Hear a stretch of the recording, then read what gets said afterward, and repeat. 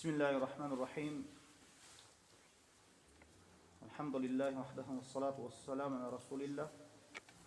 Thumma ma ba'd.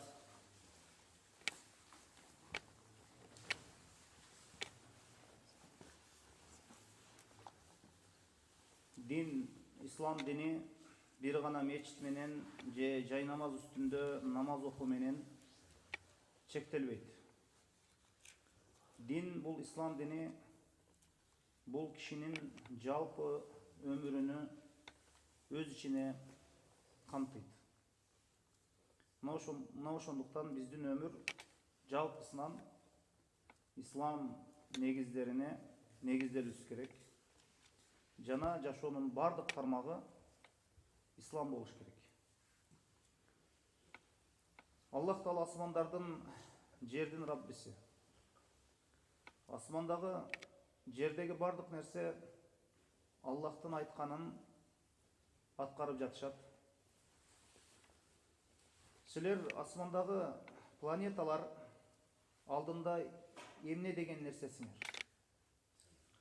Алам жаралгандан бери силерге окшогон адамдардын канчасы келип, жашап, кайра кетип жатат. Жакшы адамдар бар, жаман залым адамдар бар, бай кедейлер бар. Бардык адамдар бул дүйнөгө убактылуу келип, жашап, кайра кетишет. Алардын ömүрү bir gana asmandагы күндүн ömrүнүн алдында эмне деген сөз? Бул өтө чоң болгон планеталар, адам баласы алардын чоңдугун өлчөп чыгуудан алсыз. Булардын бардыгы Аллахка башы ийдирилген. Бул жер жүзүндөгү Аллах Таала ар бир жараткан нерсе, ошол асмандагы күн, ай, бүт барысы Аллахтын сызып койгон сызыгынан чыкпай асманда сүзүп жүрүшөт. Алардын жаралганына миллион же миллиард жыл болгонун адамдар билбейт.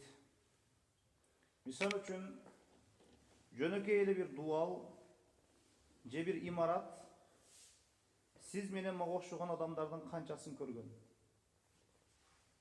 Сиз менен бизге окшогон адамдар канчасы бул мешитке кирип намаз окушкан? Жөнөкөй бир же бир дарак же бир кирпич бизден көп өмүр сүрөт. Бир жолу ушундай келип ушундай кетебиз. Биз бир кушка окшоп бир дарак бутагына конобуз. Конгондо да бир эле жолу конобуз. Кайра бул дүйнөгө кайтпайбыз дегени. Ал дарак болсо жайында, ошол ордунда, ал дарак болсо ошол ордунда 100 жылдап турса да, же бир нече жылдар бою турса да, Раббисини жокко чыгарбайт. Аллахтын динин маскара кылбайт, Аллахка моюн сунат.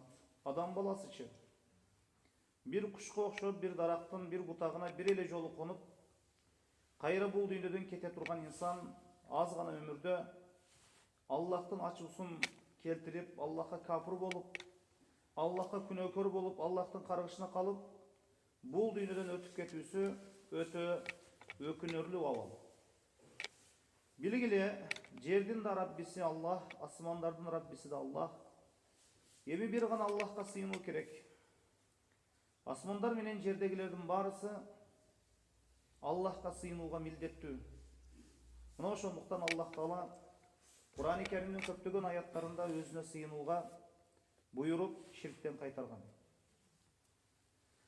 Эгер пайгамбарыбыз саллаллаху алейхи ва салламдын жашоосуна карай турган болсок, токтоосуз мына ушул Меккеде 13 жыл таухидке чакырды. Бир гана адамдарга ла иляха иллаллах сөзүн жеткирүү менен алек болду. Мына ошондуктан биз ошол жаш кезибизден мына ушул ла иляха иллаллах Мухаммадур Расулуллах сөзүнү ошол жаш кезибизден угуп келебиз. Мына ошондуктан мына ушул сөздүн шарттарына ылайык жашаганга аракет жасообуз керек. Пайгамбарыбыз саллаллаху алейхи ва саллам